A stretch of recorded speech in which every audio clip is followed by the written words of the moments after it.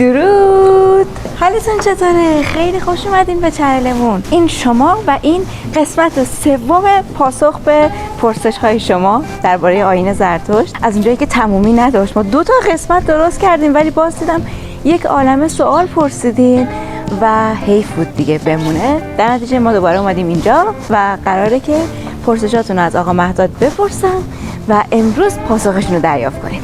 بزنید. درود بیکران. درود بر شما. دوباره مزاحمتون شدیم. مراهم هستید. خیلی خوشحالیم که در خدمت شما و بابای گرامی هستیم. سلامت باشید. خب سوالا رو شروع کنیم. در خدمتیم، به امید خدا که بتونیم جوابای خوب بدیم و راحت باشه. به امید خدا. اولین سوال خیلی هم کلیه ولی ببینید پرسیدن زرتشت کیست؟ و یه چیزی که دیدم این مدت توی کامنت و پرسشایی که داشتن خیلی این حالتی بوده که بعضیا میگن از زرتشت اصلا وجود نداشته. خب بعد میگن که اگه وجود داشته پس کجا به دنیا اومده و کی بوده و پدر مادرش کی بودن و این چیزا. اگه اینو توضیح بدید. خب ببینید، ما وقتی میخوایم زرتشت رو توضیح بدیم باید برگردیم به کتاب‌های تاریخی ایرانی، مثلا حالا کتاب‌های مثل دینکرد، کتاب‌های مثلا ویسپرد، فندیداد. تو خیلی از کتاب‌ها اسم زرتشت بالاخره اومده. پس زرتشت یه شخصی بوده که احتمالاً وجود داشته، نمیشه گفت که وجود نداشته، چون پدرش هم مشخص هست، فرزندانش مثل ایسدواستر، اوربتندر، خورشیدچر، تریتی، فرنی، پروچیستا اسم فرزندانش هست که پروچیستا در بندای از گاتا هم اسمش اومده. پس خود زرتشت وجود داشته. چندین روایت درباره چیه؟ درباره ای که زرتشت برای چند هزار سال پیش بوده. یه روایت که بررسی کردن گفتن که آقا زرتشت مثلا برای 600 سال قبل از میلاد مسیح بوده که میخوره به سلسله تقریبا هخامنشیان 2600 سال پیش. و میگن چون هخامنشیان اسم اهورامزدا آوردن ولی اسم از زرتشت نیاوردن، خیلی نمیتونه این روایت درست باشه. چون اگر زرتشت این شخص بزرگ تاریخی ایران، این آموزگار راستین ایران زمین تو اون تایم هخامنشیان بود، حتما در کتیبه‌های هخامنشی اسمش می آوردن. پس هیچ جا تو کتیبه هخامنشی اسم از زرتشت نمیبینیم، ولی از اهورامزدا، داریوش هخامنشی، خشایارشا، کوروش، اینا از اهورامزدا اسم میبرن ولی از زرتشت اسم نمیبرن. یه روایت هست که آقا میگن زرتشت با اساس علم زبانشناسی کار کردن، دیدن آقا کتاب گاتاهای زرتشت، روده‌های زرتشت که اسمش از گاتاها، همرده و همسین تقریبا ریگ‌ودای هندواست. بله. خب اینا میگن تقریبا زرتشت برای 1700 سال قبل از میلاد مسیح، یعنی میشه یک لهجه زبانی با هم دیگه دارن 1700 سال قبل از میلاد مسیح. یه روایت دیگه است که دانشمندان یونانی مثل افلاطون، مثل سقراط، مثل فیثاغورس، مثل نیچه، خیلی از دانشمندان یونانی همشون خود را شاگرد مکتب ایران و یه جورای زرتشت میدونستن و اسم از زرتشت میارن و میگن زرتشت برای 6000 سال قبل از میلاد مسیح، یعنی 8000 سال پیش. خب حالا 3 تا روایت داشتیم، یه زرتشت برای 2600 سال پیش، یکی مال 3700 سال پیش و یکی برای 6000 سال قبل از میلاد مسیح که میشه 8000 سال پیش. خب حالا روایتی که خود زرتشتی‌ها و منطقی تر و علمی تر بود، چون علم زبان شناسی هم درونش بود، 1700 سال قبل از میلاد مسیح را پذیرفتند. امسال که سال 1403 خورشیدی هستیم، سال زرتشتیگری تو تقویم هم هست 3762 هست. بله. که از تاریخ زرتشت گفتم. البته این تاریخ دقیقاً از سن 30 سالگی زرتشت هم گرفتن. خب یعنی این شده 3762. پس اگه میخوای بگیرید 3792 سال پیش زرتشت یعنی متولد شده. ما تو روایت‌های تاریخی هم که داریم تاریخ تولد زرتشت مشخص است. روز 6 فروردین که روز خرداد از ماه فروردین است، روز تاریخ تولد زرتشت است. شما کتاب شاهنامه فردوسی هم اگه بخونید یه می‌بینید که درباره حالا کشته شدن زرتشت در آتشکده بلخ میگه که با یارانش اونجا بوده، به دست تور براتور که یک شخص تورانی بوده کشته میشه. پس همه چی از زرتشت ما داریم. پس زرتشت وجود داشته و تاریخش همینه. درباره مکان و لوکیشنی که زرتشت حالا یعنی متولد شده چند اونم باز هم روایات هست، چون واژه‌های در واقع اوستایی بوده، خیلی براشون سخت بوده. خب ترجمه مثلا ما نمیدونیم آقا مثلا دریاچه چیچست دقیق کجاست. حالا یه عده میگن دریاچه چیچست دریاچه ارومیه است، یعنی زرتشت در غرب ایران متولد شد. یه عده میگن نه دریاچه چیچست مثلا شرق ایران، مثلا دریاچه مثلا هامون و ایناست. خب ما چیزی که داریم گفته رود رگ در شهر رگه یه رود دروجی که به دریاچه چیچست میریخته. اینا واژه‌های اوستاییه، ما دقیق نمیدیم حالا این رود و این دریاچه و اینا کجاست. حالا ولی زرتشت میتونه مال شرق باشه، میتونه مال غرب باشه.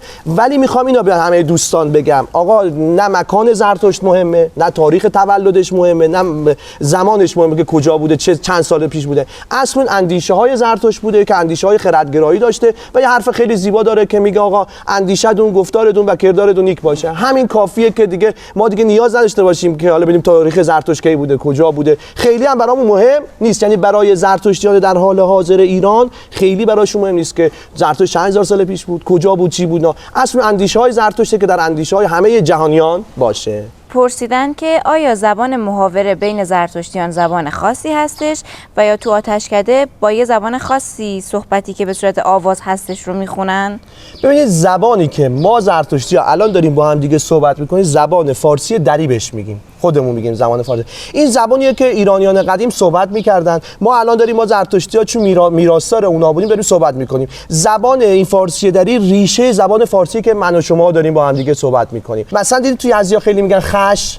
بله. این خش رو از زبان ما گرفتن، چون ما همون خش معنی خوب، خوشگل، زیبا، هر خوشمزه، هر چیزی که خوب ویژگی مثبت داشته باشه بگیم خش. خیلی مثلا میخوام بگم که شما الان اومدید اینجا خیلی خوش اومدید به زبان فارسی داری، میگم که خیلی به منه خش مزید، یعنی به اینجا خوش اومدید. حالا اون زبانی که شما در کتاب‌های اوستا، کتاب گاتاها اینا میبینید، اینا زبان اوستاییه. اون زبان ما زرتشتی‌ها هم خب حالا خیلی خوب بلد نیستیم، متوجه هم نمیشیم. اگه خب بریم بخونیم و معنیش اینا متوجه بشیم. اونی که در آتشکده یزد داره پخش میشه زبان گاتا، یعنی زبان اوستاییه. اون فرق داره با زبان محاوره ما زرتشتی‌ها. یه پرسش دیگه هم که داشتن اینه که دختر چقدر ارث از پدر و همسر میبره؟ ببینید ما چیزی که تو فرهنگ ایرانی داریم و چندین دفعه من گفتم، ما در فرهنگ ایرانی برابری زن و مرد داریم. یعنی ما چون یک احوال شخصیه داریم، تو احوال شخصی ما زرتشتیان همین الان، یعنی ما الان چیزی که من میگم مال الانه. خب قدیما هم چیزی که بوده همین چیز بوده. برابری زن و مرد یعنی چه؟ یعنی آقا هر ارثی که پسر میبره دخترم میبره، مساویه. نمیشه که مثلا بگیم پسر 2 برابر دختر میبره. تو الان که میریم تو احوال شخصیه و ارث و میراث رو تقسیم میکنیم، پسر و دختر یکسان با هم دیگه ارث میبرن. راجب ازدواج برامون بگین. خب. چون سوالهای مختلف از همه بخش‌هاش وجود داشت. شما از اول تا آخرش بگین چه جوری پیش میره تو. ببینید اولا گفتم ربطی به دین نداره. ازدواج سنت ایرانیه. ایرانی‌ها از قدیم خود سنت‌های برای ازدواج اجرا می‌کردن. ما زرتشتی که الان داخل ایران هستیم، خب اول مراسمی که داریم بهش میگن بله برون، که شاید خود شما هم داشته باشید بله برون. قبلش زوج پسر و دختر همدیگر را می‌بینن، با هم صحبت می‌کنن، تو چند جلسه به قول معروف الان دیت میرن و با هم آشنا میشن. اگر همدیگر رو پسندیدن، خانواده داماد زنگی به خانواده عروس میزنه، مثلا مادر داماد زنگ به مادر عروس میزنه و میگه که آقا اگر بله را دادن میرن مراسم بله برون. یعنی اینجوری نیست که پاشیم بریم الکی بله برون. اگه بله نداده باشه اصلا مراسم بله برون اجرا نمیشه. مراسم بله برون یه مراسم خیلی ساده است که خانواده‌های درجه یک، مثلا پدر مادر و حالا عمه خاله دایی عمو داماد و حالا برادر خواهر اگر داماد داره میرن خانه عروس هم همین دقیقاً فامیلای درجه‌ای که خودشان دعوت کرده اولش مجلس 20 25 6 نفره 30 نفره، حالا میتونه 10 نفره باشه، اصلا تعدادش اصلا مهم نیست. میرن اونجا و یک انار شیرین که درش سکه پول زده شده، انار شیرین میدن به دست عروس خانم و در واقع با اجازه پدر مادر و از عروس خانم بله را میگیرن. مراسم بعدی که اجرا میشه مراسم نامزدیه. تو مراسم عروس اون مراسم یکم بزرگتر میشه، حالا شاید جمعیتش اونم میتونه از 30 نفر بشه تا حالا 200 300 نفر، تا یکم دوستای بیشتری دعوت میکنن. تو مراسم نامزدی عروس و داماد حلقه دست هم میکنن. اون حلقه عهد و پیمان، حلقه مهر، میسره یا میتراس. گفتم که در فرورم در دست چپ قرار گرفته بود، بدون گفته بودن. اون حلقه را دست هم میکنن و حالا عروسان میشن نامزد هم دیگه. حالا این نامزدی میتونه یه روز طول بکشه، میتونه طول بکشه تا 4 سال 5 سال 6 سال 7 سال، نمیدونم اونش دیگه دست خودشه. دیگه اینجا عروس داماد دیگه با هم هستن، بیرون میرن، حتی مسافرت میرن، اینور اونور میرن تا شناخته کامل بشه. مراسم بعدی بهش میگن گواهگیری. گواه از نظر واژگانی یعنی چه؟ گواه یعنی شاهد. شاهد میگیرن برای مراسم ازدواج اون 2 نفر. خب اون دیگه این مراسم گواهگیری مراسمی که اینا ازدواجشون رسمی میشه. در واقع الان که شما دارید میبینید سند ازدواج صادر میشه. تو این مراسم کیا هستن؟ عروس خانم هست، داماد هست، خانواده عروس، خانواده داماد، برادر داماد که بالا سر عروس داماد ایستاده با یه سینی دستشه که میگم چی تو این سینی است، و آقا یا خانم موبد هست و مهمونایی که اون شاهد هستن. اون مراسم هم مهمونای درجه 1 هستن. مراسمی اولش 40 نفره، 30 نفره، 10 نفره، 50 نفره، بستگی داره حالا چند نفر باشه دعوت کنن. تو اون مراسم آقای موبد یا خانم موبد میاد از مثلا عروس خانم میپرسه دوشیزه فلانی، فرزند فلانی و فلانی، مثلا حتی اسم پدر و مادر رو میگه، حاضری به همسری هم تمام. حالا من خیلی خلاصه دارم میگم، یا فکر نکنید کلش اینه، خیلی خلاصه. حاضری به همسری هم تنی و هم روانی آقای فلانی فرزند فلانی در بیای. خانم عروس میگه بله، از آقای دامادم میپرسن، آقای دامادم میگه بله، و کسایی هم که شاهد اون ماجرا بودن اون گواهگیری شکل میگیره. تو این بندهایی که آقای موبد یا خانم موبد داره میخونه، حالا یه بندایی هست که داره نصیحت میکنه، یه خورده بنداش اوستایی. یکی از بندا میگه عروس خانم و آقای داماد یک روز از ماه را انتخاب کنید که اون روز را به داد و دهش و کار نیک بپردازی.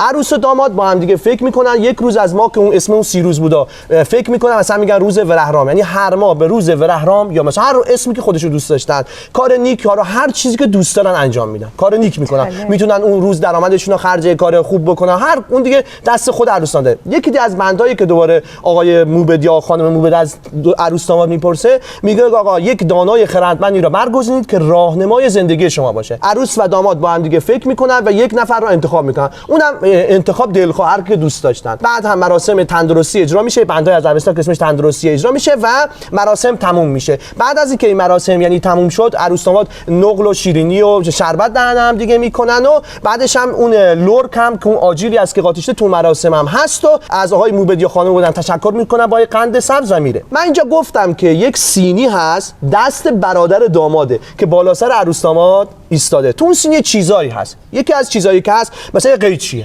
نمیدونم حالا دیده باشید، یه قیچی. میگه آقا یه قیچی، یک لبه قیچی به تنهایی نمیتونه کار رو انجام بده. میگه آقا عروس داماد با کمک هم دیگه باید مشکلات خودشون تکه پاره کنن و برن جلو. یک نخ و سوزن سبز میبینید، یعنی سبز نماد سرسبزی و خوشبختی. اگه هم دقت کنید تو مجلس بیشتری رنگی که تو چشمه رنگ سبزه. سبز چون نماد سرسبزی و خوشبختیه. میگه آقا نخ و سوزن سبز یعنی آقا زندگیشون با سرسبزی و خوشبختی بدوزن و برن جلو. یکی دیگه از چیزایی که تخم مرغ هست. تخم مرغ نماد مستقل شدنه، یعنی این عروس داماد از این تاریخ مستقل میشن. این نماد مستقل. یکی دیگه چیز هم هست، یک انار شیرین هست که درونش حالا چند تا سکه یا انار شیرین خالی است، فرقی نداره، میتونه انار شیرین خالی باشه یا انار شیرین که درونش چند تا سکه پول زده شده باشه. انار شیرین هم حتما باید باشه. من دیدم بعضی‌ها تو عکس‌ها انار قرمز گذاشتن. این انار قرمز فکر کنم باید انار حتما شیرین باشه، چون شیرین نماد شیرینیه. یا که انار شیرین نماد زایش و باروری، یعنی این عروس و داماد صاحب فرزندای نیک، شیرین و بسیاری بشوند. چیز دیگه هم که دیگه تو این سین نیستی، حالا صدر و کشتی است که نماد زرتشتی بودن ایناست. یه پارچه سبز هم هست که رو عروس داماد میندازن که اینا نماد خاصی نداره. اینم مراسم گواهگیری بود. حالا مراسم بعدی که اجرا میشه دیگه مراسم عروسیه که دیگه عروس داماد میره مراسم میگیرن و تمام دوستاشون رو دعوت میکنن و مردم میان تو دستان یه مجلس شادی است. مراسم بعد از عروسی هم که مراسمی داریم که میگن پاتختی که دوباره اون کادو میدن. ولی خب الان چون سخته و هزینه یکم رفته بالاتر و عروسی و پاتختی تو یک شب در واقع تو کارت مینویسن که مراسم پاتختی برگزار نمی‌گردن. یعنی افرادی که حضور پیدا کردن تو مراسم عروسی کادوشون رو همیشه همون شب بیارن، دیگه نذارن فردا شب دوباره بیان یه مجلس دیگه و کادو بیارن. ولی مراسم پاتختی هم هنوزم که هنوز برگزار میشه، ولی خب کوچیک‌تر دیگه مثل عروسی برگزار نمیشه، چون قدیما رسم بوده که پاتختی عین عروسی برگزار شد. تمام افرادی که دیشب اومدن عروسی امشب باید بیان پاتختی. خب هزینه یه خورده رفته بالاتر. و شام اونجا هم خیلی شام خیلی خاصی نیست، بیشتر آش هست، آش رشته است حتما، و یک غذایی داریم که حالا نمیدونم شما بهش چی میگید، ما بهش میگیم تافته. شما چی توشه بگین؟ تخم شربتی و زعفرون و تخم مرغ و خیلی مقویه. نداریم مثلا ما. چرا به زنانی که زایمان میکنن اینا میدن بهشون. این هم هست و بعدش هم عروسان میرن سر زندگیشون و به ادامه زندگیشون میپردازن. بعد یه سال دیگه این که مهریه هم دارن. نه ببینید تو مراسمایی که ما داریم نه مهریه نه شیربها نه هیچی وجود نداره. گفتم تو ویدیوی قبلی هم بابت جدا شدن و طلاق و اینام گفتم که اصلا اینجور چیزی که یعنی مهری و اینا داشته باشیم نداره. جهاز با کیه؟ ببینید تمام اینا خب تصمیمات شخصیه. خب یعنی با هم میشینن آقا به توافق میرسن، ولی خب رسم بیشتر این است که آقا جهاز خونه مال عروسه، خب و بقیه چیزا خانه و هتل مثلا خونه و ماشین و اینا با دوماده. بعضی وقتا میبینی که آقا مثلا داماد خودش خونه داره، خودش ماشین داره، خودش تو خونش همه چیزام داره و نیاز نداره به عروس مثلا میگه 4 تا ظروف مثلا خوراکی بیار بسته دیگه. ولی میگم اینا اصلا ربطی به دین نداره. اصلا یه سنتیه که توافقی خداشون میشینن با هم دیگه صحبت میکنن و توافق میرسن. من فکر میکنم منطقه تا منطقه فرق داره. مثلا توی یزد کامل جهاز با دختره، یه چیزایی بله. میگم بازم میگم پسر پولدار باشه اصلا دختر، یا میگی دختر همه چی داره، اصلا دختر خودش خونه داره، خود اصلا داماد فقط میره تو سرخونه میشه. وقتی همه چی داره چرا ازدواج کنن دیگه؟ و اما مهمترین سوال بله. از اونجایی که خیلی پرسیدن اینو، آیا زرتشتی ها اجازه دارن با غیر زرتشتی ها ازدواج کنن یا نه؟ دوباره بازم میگم، خواهش میگم واژه ها را نگید زرتشتی. تا در ایران، ما الان در ایران هستیم، خب ما در فرهنگ ایرانیان قدیم هیچ اجباری نداریم که مثلا دوتا زرتشتی با هم ازدواج کنن، یا آزاد هستیم که با هر کی که دوست داریم ازدواج کنیم. حالا تو جامعه‌ای که ما الان داریم زندگی میکنیم، خب یه قوانینی وجود داره. مثلا من زرتشتی با یک غیر زرتشتی اگه خواستم ازدواج کنم، باید اگه میخوان حالا با اون شخص، حالا اگر مسلمان باشد، باید اون مسلمان باشن که اون عقد جاری بشه. یعنی منی که غیر از مسلمان هستم باید مسلمان شوم، چه دختر چه پسر. یعنی وقتی یک فرد غیر از مسلمان خواسته باشه با مسلمان ازدواج کنه، باید مسلمان شود. چون این باید تو جامعه ما الان وجود داره، تو قوانین مملکت ماست. خب ما زرتشتی این ازدواج را انجام نمیدیم. ولی خب اگه باشه که دختر به دین خودش، پسرم به دین خودش یا اون آیین خودش باشه، ازدواج میکنه و هیچ اجباری هم نداریم. کامنتی هم که گذاشته بودن، آخه گفته بودن که توی هند بله. هم مثل این که نمیدونم شنیدن یا دیدن، پارسیای هند هم دوست دارن که خودشون، یعنی زرتشتی با زرتشتی ازدواج کنه. بله. اونا فکر کنم بیشتر به این خاطره که میخوان همین آیینشون رو بین خودشون حفظ کنن. ببینید پارسیان هندوستان خب یعنی زرتشتیانی بودن که در حمله اعراب مهاجرت کردن به هندوستان. اونا خب چند تا شرط پادشاه هندوستان براشون گذاشت و اینا، گفت که خودتون مجبورید تو خودتون ازدواج کنید. اصلا یکی از شرطایی که گذاشتن، گفتن شما باید تو خودتون ازدواج کنید، شما باید زبان مثلا این منطقه ما صحبت کنید، فلان کنید. این شرطایی بود که اون دوران براشون گذاشتن. چون رسم هنوز هست، سعی میکنن بیشتر تو خودشون ازدواج کنن. و پارسیان هند الان هم که ما داریم میبینیم، هنوز اونا خیلی مقیدتر هستن و سختگیرانه‌تر از زرتشتیان داخل ایران اینا عمل میکنن و سختگیریشون در واقع بیشتره و میگن بیشتر تو خودشون. حتی پارسیان سختگیری میکنن، مثلا خیلی راحت با حتی زرتشتیان داخل ایران هم ازدواج نمیکنن، سعی میکنن بیشتر تو خودشون پارسیان ازدواج بکنن. چه جالب. بله. درست در لحظه‌ای که فکر کردم سوالات مربوط به ازدواج تموم شده، الان دوباره یکی دیگه به دوره ازدواج پرسیدن که آیا سیغه و یا تعداد زوج دارین؟ ببینید در فرهنگ ایرانی اصلا اینجور چیزی ما نداشتیم. همیشه زن یکی، مردم یکی. نه هیچ وقت یک زن اجازه نداشته دو تا شوهر داشته باشه و هیچ وقت هیچ مرد اجازه نداشته دو تا زن داشته باشه. اصلا اینجوری ما نداشتیم که در آن واحد دو تا زن داشته. پس صیغه که ازدواج موقت هم باشه اصلا در فرهنگ ایرانی جایگاهی نداشته. بازم میگم ربطی به آیین مثلا دین طرف نداشته. در فرهنگ ایرانی تک همسری و تک عشق بوده. همین الان دوباره یه سری از دوستان میان میگن چطوره که نمیدونم فلان پادشاه انقدر زن داشت. دوستان، مردم عادی رو با پادشاه ها مقایسه نکنید. پادشاه ها همیشه بحثشون کاملا جدا بوده، اصلا دلایل دیگه ای داشته که حرم سرا داشتن و همین موارد. مردم عادی زندگی متفاوت داشتن. خب اینو در نظر حالا این بگیرید. نکته منم اینجا بگم، حالا این که میگن پادشاهان حرم سرا، نه، این لفظ درستی به کار نبردید. اینجا گفتید پادشاه، مثلا ما از پادشاهان هخامنشی که میبینیم حرم سرای آنچنانی نمیبینیم. مثلا شما وقتی کوروش رو بررسی میکنید، مثلا میبینید شاید یکی همسر بیشتر نداشته. خب پس همیشه میگم آقا پادشاهان هم سعی میکردن یک همسری و تک همسری باشه، ولی چون یه وقتایی میرسه برای مصلحت کشور، پادشاه اصلا داستانش با مذهب، با دین، با همه چی فرق داره. خواهش میکنم تمام دوستان اصلا پادشاهان یک حکومت رو قابل قیاس با فرهنگ اون کشور نکنن. پادشاهان اشخاص میدن که اصلا وظیفه پادشاه تو کشور چیه؟ محافظت از کشور و کشتن دشمنان. مگه میشه یک پادشاه هیچ که نکشه؟ حالا کجا در فرهنگ گفته که شما کسی رو بکشی؟ اگه میشه بپرسید که آیا دین زرتشت مذاهب مختلف داره مثل شیعه و سنی؟ خب به این سال گفتم دین زرتشت یک دین بهیه و یک اصل در واقع بیشتر داره که اندیشه، گفتار و کردار نیکه. هیچش انشابی، هیچ شاخه دیگری نداره. یعنی ما در زرتشتی نمیدیم مثلا زرتشتی فلان، زرتشتی فلان. اصلا ما اینجور چیزی نداریم و نخواهیم داشت. یه چیز من شنیدم زوروانیسم ها بهشون. ببینید اصلا زوروان و اینا نه، ما تو زرتشتی ما الان کسی نداریم که بگیم زوروانیسمه. نه ما اینجور چیز الان هم نداریم. چون تو تمام زرتشتی داخل ایران و خارج از کشور هم بپرسیم ما چیزی به اسم زوروانیسم که کسی الان زرتشتی زوروانی باشه نداریم. و اما یک پرسش بسیار خوب و بجا گفتن که سوال مثل که خیلی چالشیه. بله، حالا من یه چیز کلی میگم. گفتن این ابهامو که میگن قبل از حمله اعراب به خاطر فساد موبدان بوده که آره مردم ناراضی بودن، یعنی نارضایتی مردم از حکومت بوده. اینو میشه توضیح بدین؟ ببینید این سوال یه سوال بسیار زیبا، جذاب و چالش برانگیز از دیدگاه من و این سوالیه که خب تخصص بنده هم نیست. من یک حالا یه علمی که دارم که تو خودم هست، یعنی نظریات شخصی خودمه که میخوام حالا بدون بگم. خب ببینید اولا وقتی اصلا میگم موبدان، اصلا خود بنیانگذار سلسله ساسانیان اردشیر بابکان خودش تو معبد آناهیتای فخر بوده، یعنی خودش در واقع یک مغ بوده. خب یعنی اصلا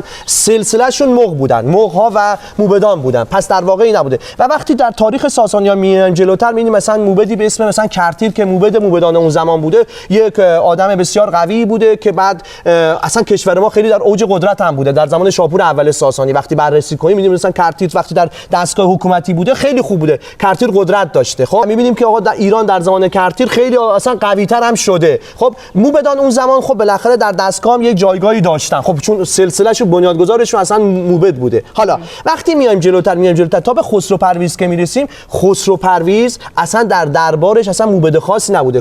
خود خسرو پرویز هم میره با یکی از فرزندان مثلا امپراتور روم ازدواج میکنه و اصلا خون رومی میاد در یعنی در فرزندان پادشاه ایرانی. اصلا یکی از دلایل، حالا اینایی که ببخشید حرفایی که دارم میزنم حرفایی که نظریات شخصی خودم، من تاریخ شناس نیستم، ولی خب چیزی کوچیکی از تاریخ خوندیم، حالا نسبت به اینا میدونیم و درک کردیم. اصلا ما فرزندان خسرو پرویز خیلیاش اصلا خون ایرانی در رگشون نبوده، خون رومی بوده. در شما نگاه دشمن ما کی بوده؟ روم بوده. بعد اصلا این بوده که برادر را میکشته، خواهر را میکشته، چون دیگه خون ایرانی نبوده. و اصلا از اواخر ساسانی ما اصلا یک موبد بزرگی در دربار نمیبینیم. اگر موبد بود شاید اتفاقا نمیافتاد. خب که بعد اون شیرویه اونا میکشه، بعد مثلا دختران میان دوباره اصلا دعوا میفته تو خاندان پادشاه. ببینید حکومت وقتی به تزلزل میره که تو خاندان پادشاهی دعوا بیفته، خودشون دعوا، یعنی اون جنگ بین حکومت داخلی بوده که حکومت ساسانیان از بین بره. اصلا از دیدگاه من فساد موبدانی وجود نداشته. اصلا ما موبد بزرگی در دربار نمیبینیم. اگه موبد بزرگی بوده اون تاریخ شناسان، کسایی که اصلا اسم ببرن. و چیزی که من همیشه مثلا باعث ناراحتی میشه میگن فساد موبدان و موبدان زرتشتی. شما وقتی تاریخ را بررسی کنید و الان هم ببینید موبدان زرتشتی وظیفه‌شون چیه؟ اجرای مراسمات مذهبی.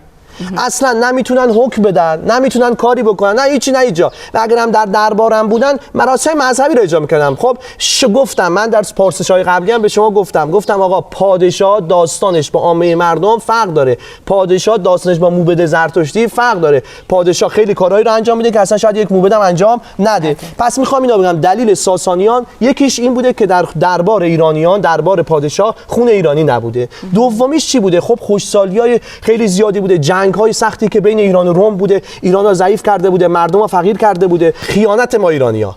یعنی چیزی که باعث شد که ما از حالا اعراب در واقع شکست بخوریم، خب خیانت ما ایرانی‌ها بود که به خیانت کردیم. به خاطر منفعت طلبیشون هم میشه. بله به خاطر منفعت طلبی در ایران خیانت شد و حالا این حمله اعراب شد و در تایم مختلف، یعنی در تایم‌های مختلف به ایران حمله شد و یزدان که گرم و خرد داشتیم کجا از این سرانجام بد داشتیم. امیدوارم که این سال تونسته باشم پاسخ خیلی ناقصی داده باشه. حالا نمیشه کامل گفت، خب خیلی حرفا رو نمیشه اینجا زد. بی نهایت سپاس از آقا مهداد بابت تمامی توضیحات خوبتون. امیدوارم مفید بوده باشه برای همه و بی نهایت سپاسگزارم از شما که تا انتهای این ویدیو رو تماشا کردین. اگر ویدیومون رو دوست داشتین یادتون نره که لایکش کنین که به دست بقیه هم برسه. دکمه سابسکرایب هم بزنین که ویدیوهای بعدیمون از دست ندین. بدرود.